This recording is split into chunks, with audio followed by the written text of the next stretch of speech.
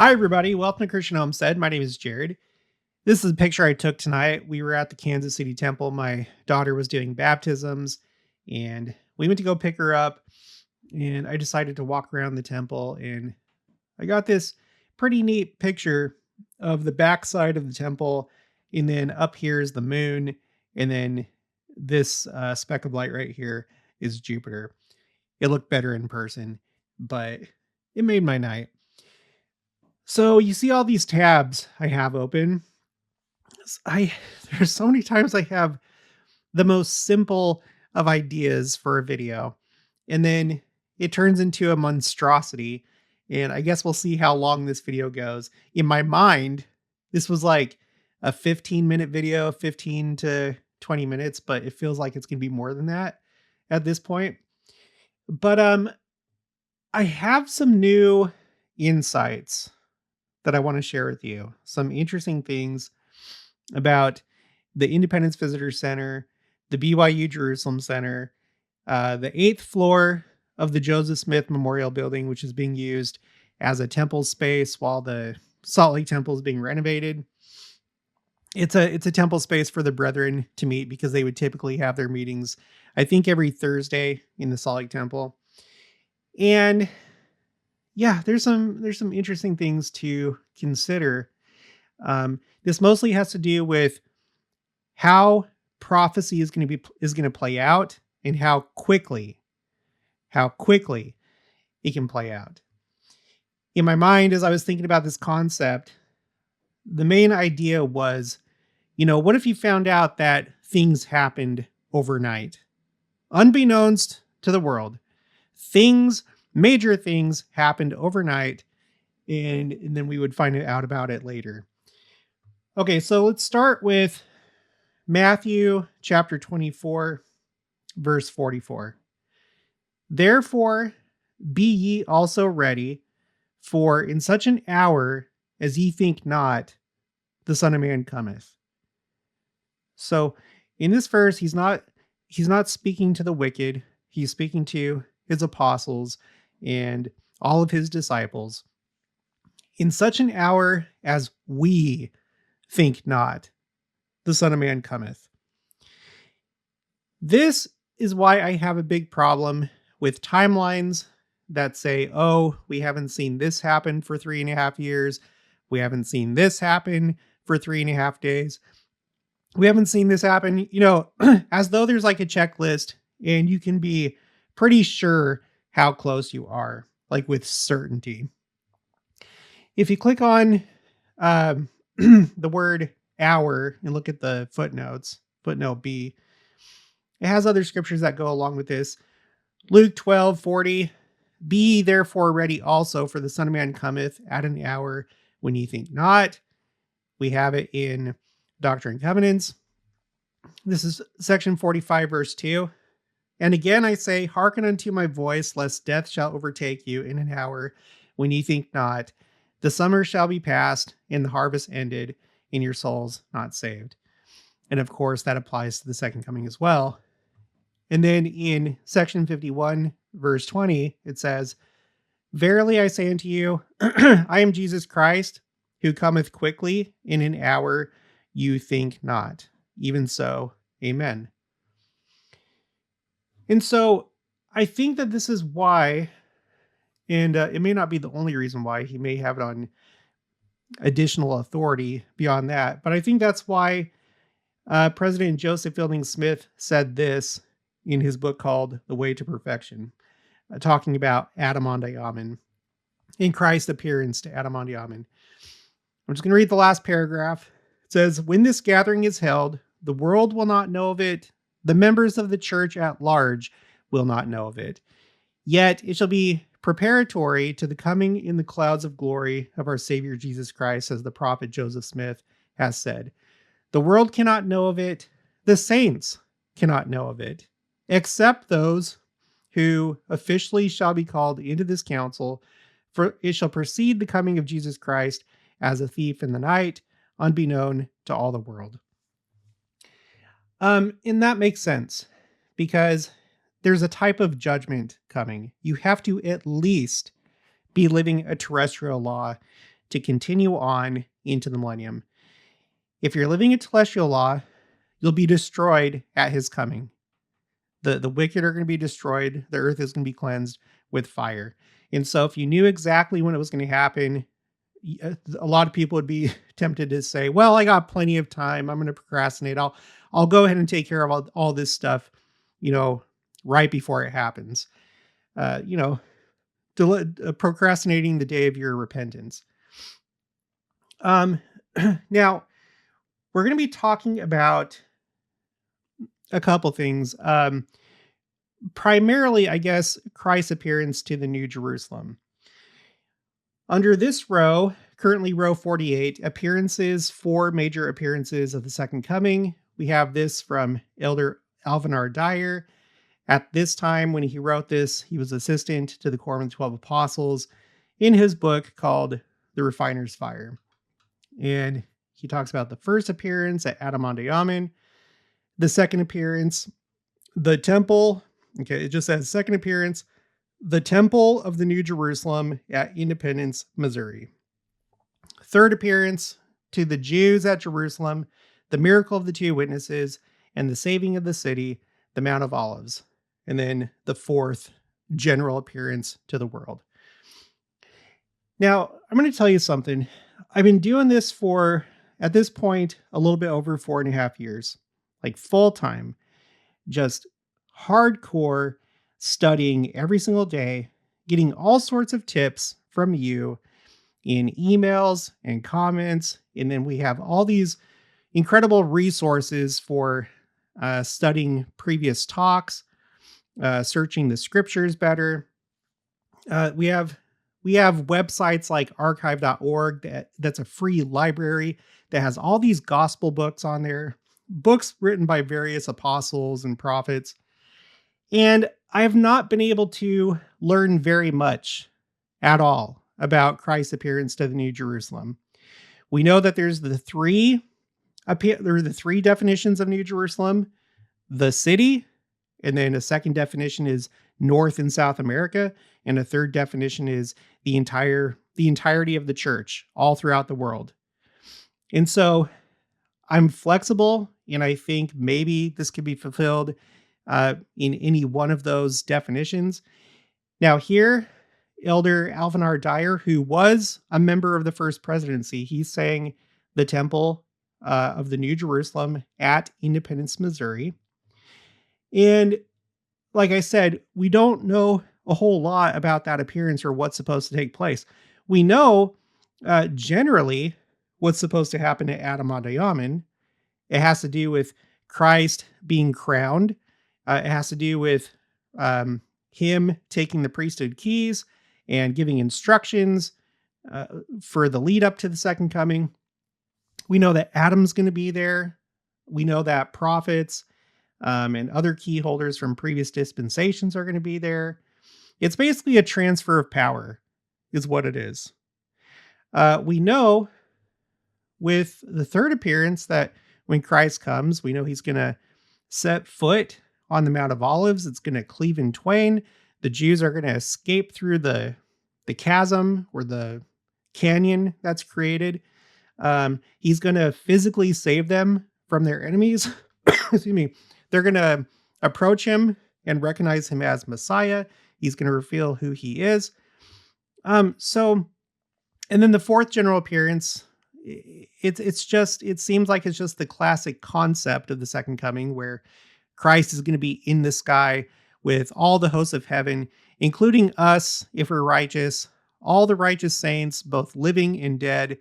But the appearance to the New Jerusalem, we don't know what he's going to do. We don't know how many are going to be there. We don't know what he's going to say, what the items of business are going to be. So it makes me think a little bit about this. So this is on the church website. It's a depiction of Christ coming to the Kirtland temple after it was dedicated to Joseph Smith and Oliver Cowdery. This is one time that he appeared to the church, or he appeared in his temple. And it wasn't to the entire church. Could the appearance to the New Jerusalem be something similar? Would we even know about it? There are people that hold the view that the entire church is going to come here to Missouri. I'm not really going to address that misconception. Go to my spreadsheet called Quotes, Common Misconceptions. That's not the plan. The entire church is not coming to Jackson County, Missouri. I think a very small portion are going to be here. It's going to, grow like it is right now. I think that's all it's going to be. And this business of Christ coming to the New Jerusalem, is it going to be something like this? Is it going to be something like him going to the Kansas City temple, which is the closest temple to Independence, the closest operating temple? Or is he going to come to this temple? Possibly. If the primary temple on the temple lot is not built by then, could he come to this temple?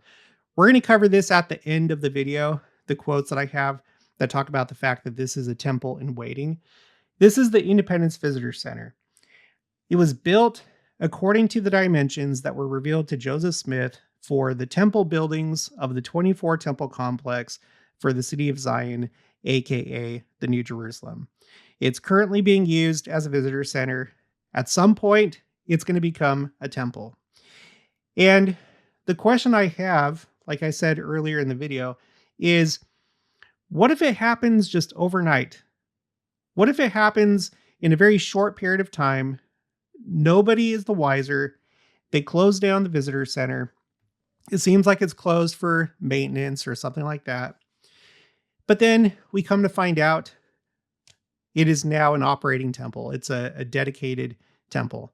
And probably not the type of temples that we have right now with a celestial room and ordinance rooms and a baptistry.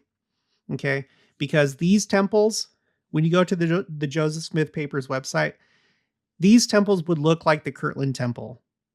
They don't look like our current temples. I don't think all temples have to be specifically for the ordinances that we do right now. There can be different types of temples. A good example is the Kirtland temple. Well, we've talked about the Independence Visitor Center a lot. There's some these are some pictures that I've taken since I've lived here. This one, it has the aurora, but you can't really see it too well. Most of my time when that event was going on was spent at the temple lot, which is unfortunate. I wish I had a good picture of the aurora with the Independence Visitor Center. But and here's some maintenance that was done last year around, let's see, I guess it was like September, October. They redid the roof. And then here it is at night. And they have these large windows right here, which is, to me, it's pretty stunning when you pass by here at nighttime because you can see right into the building. And then there's this Christus statue right here. And it just looks really good. This was at Christmas time. You can see the Christmas tree here to the left. But we have a temple in waiting. What if this is just a scenario, and I don't think that this is necessarily how it's going to play out.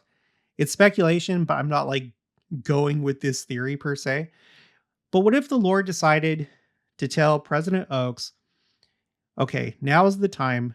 I want you to dedicate the Independence Visitor Center. It doesn't have to have a lot of renovation.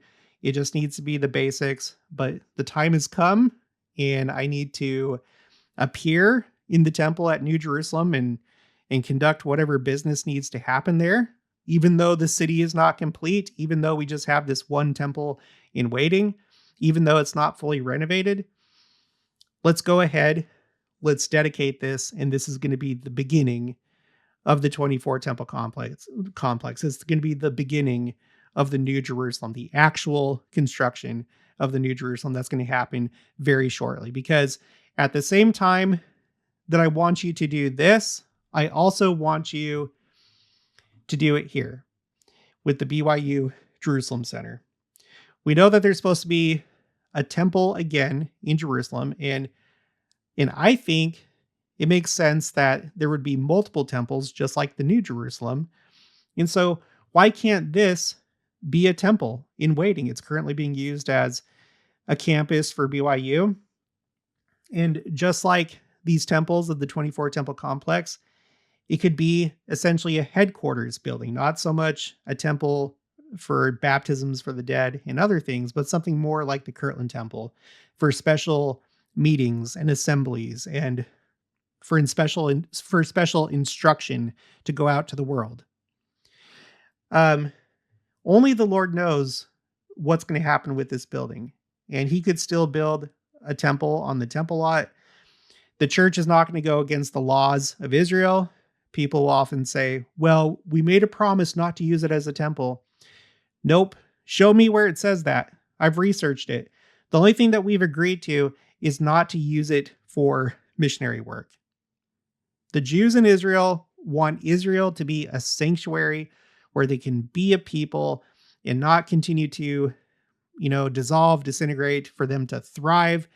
And so they don't want people doing missionary work in Israel, and the church agreed to it. So it's not going to be used for missionary work. But the Lord could definitely turn it into a temple if He wanted to. And it doesn't have to be something that everybody would know about. Again, it could happen overnight. That's the whole idea behind this video. It could happen overnight. And when I say overnight, maybe literally overnight, or maybe over the course of a week or two. And there is reason to believe that that could happen. We have an example I'm about to show you.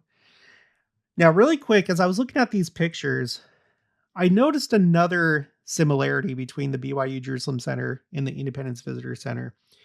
So up until this point, we've mostly been focused on this like arcade feature that kind of goes around the building, or at least is a prominent feature of the building. When you have a series of arches like this, it's called an arcade. And it's a little bit more on the it's a little bit more on the unusual side, but it's something that it has in common with the Independence Visitor Center. It also has an arcade. In this case, the arcade wraps around the entire building except for this portion right here in the back, like the back middle. But it's really, I don't know. I like how it looks, and there's just that similarity between these two buildings. Another similarity that I just realized just now is, you see this part right here? I guess you can't see it too well in this picture, but this part where you have the windows and you can look inside the building because there's large windows. Here's another picture where you can see this like auditorium inside there where they give speeches and have like musical performances. Here's the inside of it. And then here's Elder Cook speaking, and the audience is facing him. And in the background is a stunning view of the city of Jerusalem and the Temple Mount. It's like just front and center right there. So it's interesting that, and I don't know how I didn't make this connection before, but this is another similarity that these two buildings have. These really large windows where you can look right into, like the main part of the building from the outside. So again, here's the BYU Jerusalem Center, and then here's the Independence Visitor Center. This is just like, of course, just speculation. I'm not saying that this is doctrine, but maybe it's meant to be like that. Maybe that feature will remain there. Maybe it's meant to be that when Christ is in the temple, there's light that comes out and you can see from the outside that Christ is there. Something like that. I don't know, but it's a similarity. Okay, let's go to this Salt Lake Tribune article. Joseph Smith Memorial Building now has a mini temple of sorts. So top LDS leaders can meet while iconic temple is closed. There are some things that I didn't really cover before or even read in this article in previous videos, but let me share a few things. So we're talking about the Joseph Smith Memorial Building, which is just across the Main Street Plaza from the Salt Lake Temple. Used to be called the Hotel Utah, but now it's like a It's used for various purposes. And so what they did is they turned one floor into a temple space. So here's an example. Okay. If this can be done to a floor of the Joseph Smith Memorial Building in a short period of time, why couldn't it happen to the Independence Visitor Center and the BYU Jerusalem Center? And why can't it be done without everybody's knowledge? Like if the Lord is like, even if the Lord doesn't reveal, hey, I'm going to be here in 1 week, I'm going to be here in 2 weeks. If the Lord reveals to President Oaks or whoever the president of the church is at the time, I want you to do this now and just be ready. And then the Lord knows that he's going to be there in a week or two. And then the official second coming. Why can't it happen like that?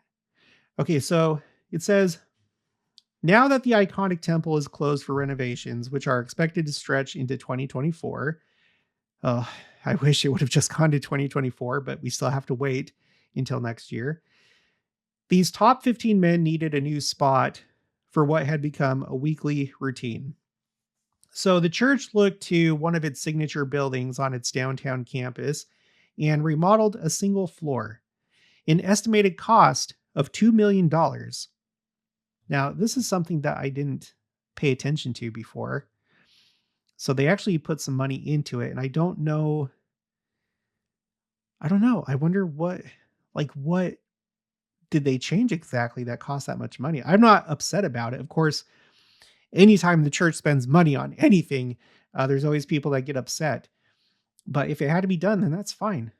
Okay, so an estimated cost of $2 million for quote unquote general authority occupancy, according to building permit records filed at City Hall in late 2018 and early 2019. On June 7th, 2020, the city issued a certificate of occupancy, which was apparently the day it was move-in ready.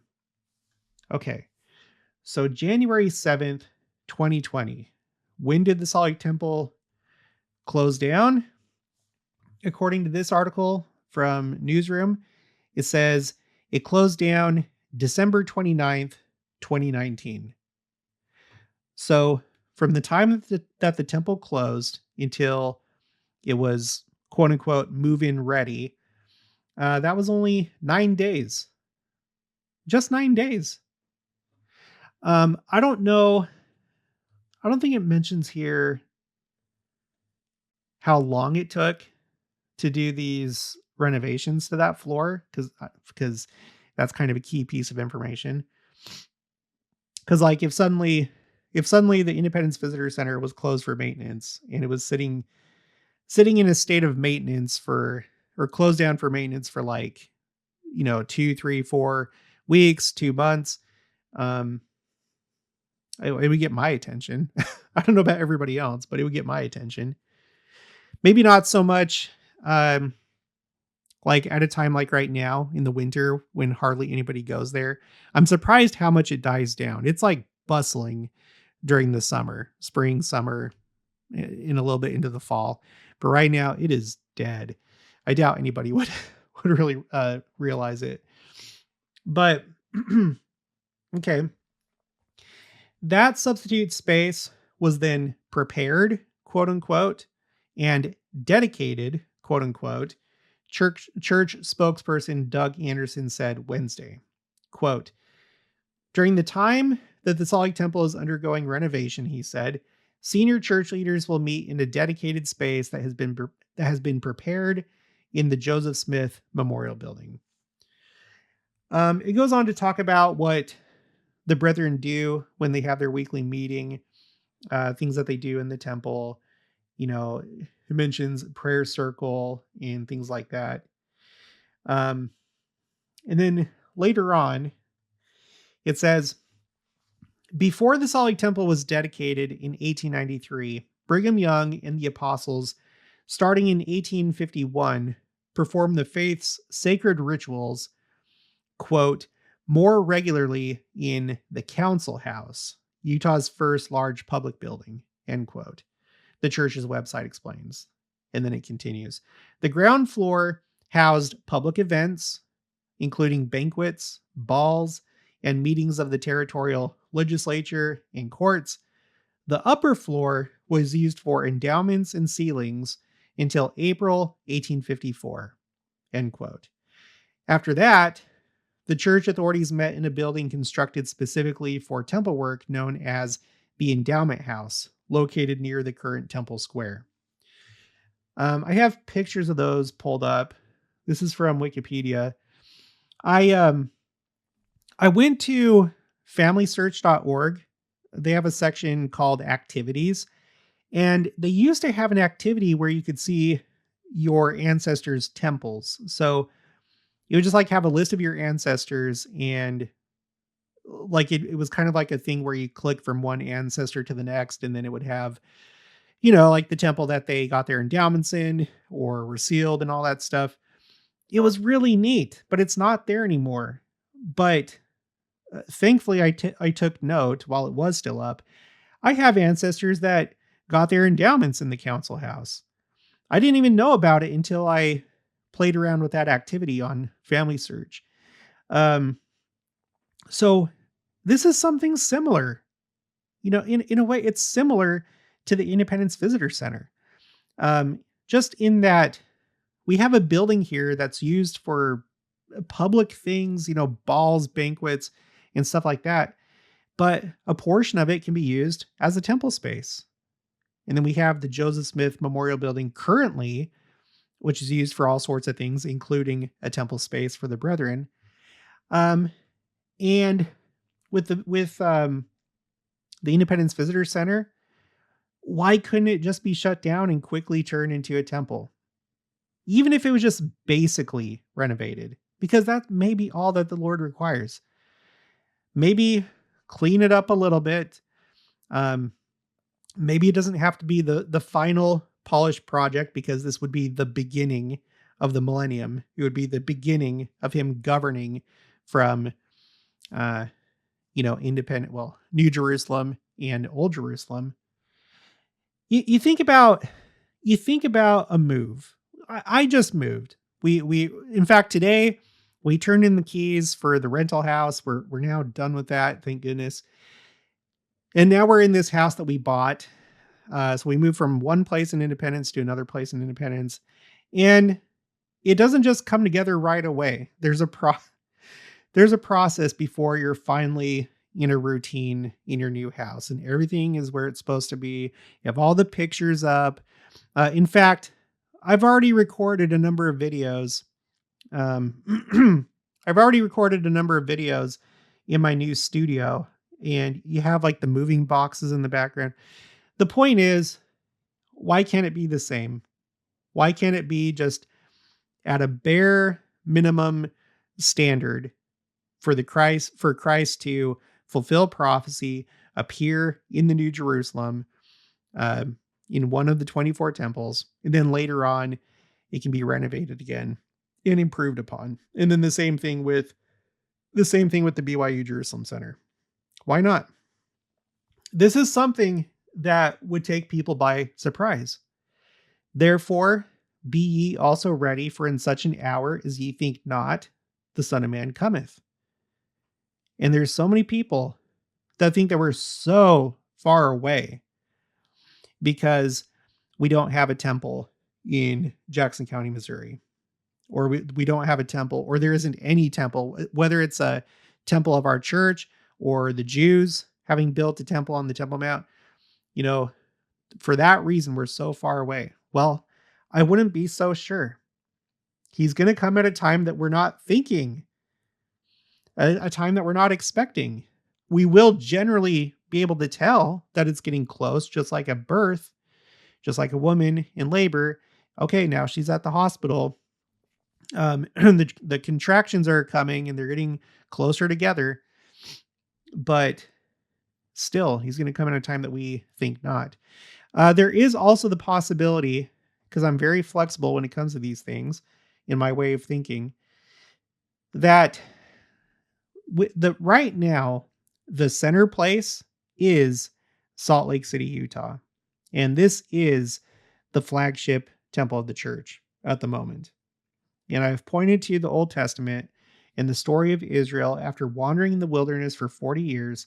They're finally able to start possessing the land, which I feel like is a foreshadowing of entering into the millennium and possessing the earth. And once Israel entered the promised land, by the way, I always point this out, the story of Jericho, that's the first place in scripture that we see 7 trumpets. And then we see 7 trumpets again in the book of Revelation. And then we see 2 more sets in section 88 of Doctrine and Covenants. And that section is all about the second coming. So I feel like that's one reason to believe that that whole story is a foreshadowing and a pattern of the second coming and the millennium. And so what happened was they entered the promised land, just like we're going to enter into the millennium. And the tabernacle, the temple, church headquarters, it did not immediately go to Jerusalem. It wasn't even called Jerusalem at the time. It was called Salem. The tabernacle went to Shiloh or Shiloh. Whenever I hear Jews pronouncing it, they say Shiloh. In the land that was given to Ephraim. That's where the tabernacle was for, I think it was over 300 years. And then finally the time came and Solomon built a permanent temple in Jerusalem. So I don't see why it couldn't happen like that. Maybe Christ is going to appear in one way or another, maybe physically, at the rededication of the Salt Lake Temple. And that's what the appearance to the New Jerusalem could be, for all anybody knows. So, now I want to just cover a couple other things really quick. If you're new to the channel, you haven't seen these quotes, I'm going to explain how we know that the Independence Visitor Center was built to be a temple. And we're also going to talk about the BYU Jerusalem Center. I wanted to save it toward the end because I've read it many times, but first I want to read this. This is from Joseph Fielding Smith, Doctrines of Salvation. This is page 52. And dang, they changed it to where it's all just like one big document, but there's 3 volumes. This looks like this is probably in volume 3. Lord will come as a thief in night. Watch therefore, for ye know not what hour your Lord doth come. But know this, that if the good man of the house had known in what watch the thief would come, he would have watched and would not have suffered his house to be broken up. Therefore, be ye also ready, for in such an hour as ye think not, the Son of Man cometh. So I say to you, my brethren and sisters, and to all who may hear my voice, we are living in the dispensation of the fullness of times. In the year 1836, one of the ancient prophets stood before Joseph Smith and Oliver Cowdery and conferred upon them certain keys that had been promised to be revealed before the second coming of Christ. After he had given authority unto these 2 young men, he said unto them, By this ye may know that the great and dreadful day of the Lord is near, even at the doors. That was in 1836, 120 years ago. 120 years have passed.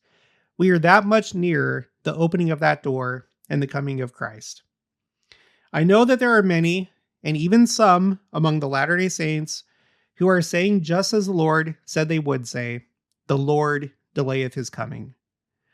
One man said, it is impossible for Jesus Christ to come inside 300 or 400 years. Because he knows so much. He knows more than the prophets, you guys. So Joseph Fielding Smith, a prophet, says, But I say unto you, watch. I do not know when he is going to come. No man knows. Even the angels of heaven are in the dark in regard to that great truth. But this I know, that the signs that have been pointed out are here. The earth is full of calamity, of trouble. The hearts of men are failing them. We see the signs as we see the fig tree putting forth her leaves. And knowing this time is near, it behooves me and it behooves you and all men upon the face of the earth to pay heed to the words of Christ, to his apostles, and watch. For we know not the day nor the hour. But I tell you this, it shall come as a thief in the night, when many of us will not be ready for it. How many people do you think would be caught off guard if within just like 2 weeks, it was revealed that these buildings were renovated and turned into temples? And then like a week after that, Christ comes. How many people do you think would be caught off guard? I think a lot. So I feel like this is a natural way that prophecy can be fulfilled. Okay, in regard to the Independence Visitor Center, let's see, I have both of these these are both from the David O. McKay diaries on the University of Virginia's website for Mormon studies. I'm just going to read some of the red highlighted parts, but you can pause and read this, or you can access my spreadsheets anytime. The link is in the description box of each video. Okay, this is Alvin R. Dyer. He says, the hope of all this is to be as realistic as possible in the erection of a building, the basic structure of which could be used at a future date as part of the temple complex. To be designed and erected now as a Bureau of Information or a visitor center. Brother Fetzer, he's the architect. Brother Fetzer identified on the overlay sheet the particular building location which we propose to use, which someday perchance could be a part of the overall complex. Brother Garf stated to the president, that's President David O. McKay, that as he understood it, our proposal now was for one building properly situated on our temple land, which would be used for a Bureau of Information, that no other structure on any part of the temple complex is presumed. President McKay was very intent as he listened to the presentation, asking a number of questions concerning the size and facility of the structure being discussed.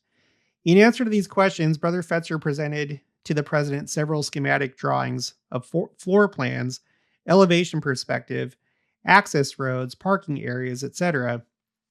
These drawings indicated that the proposed structure would be 2 stories high with a floor area dimension of 61 feet by 87 feet, which dimension is the same as revealed to the prophet Joseph Smith as the size of the complex buildings.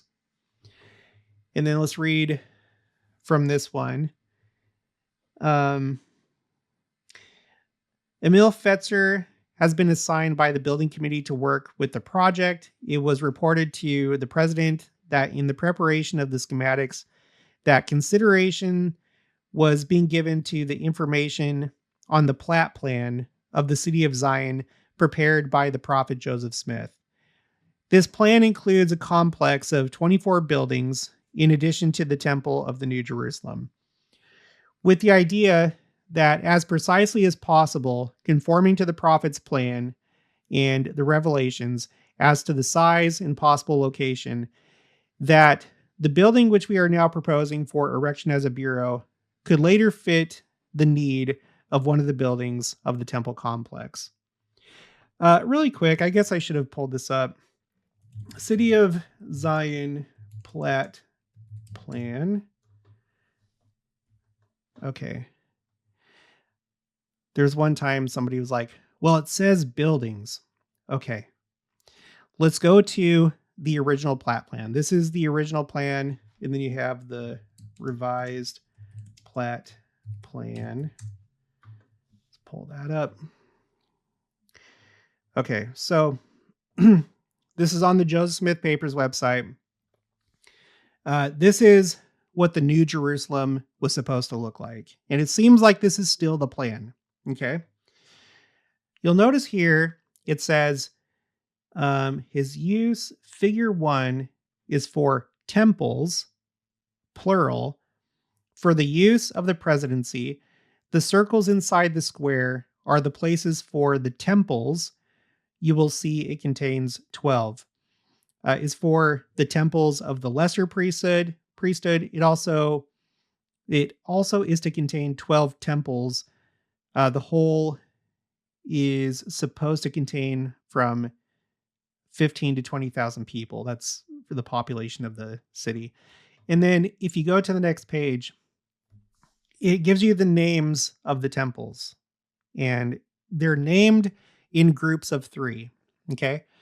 So it says the names of the temples to be built on squares, 10, 11, and 12 are to be called the house of the Lord for the presidency of the high and most holy priesthood after the order of Melchizedek, which is after the order of the Son of God upon Mount Zion, city of the New Jerusalem.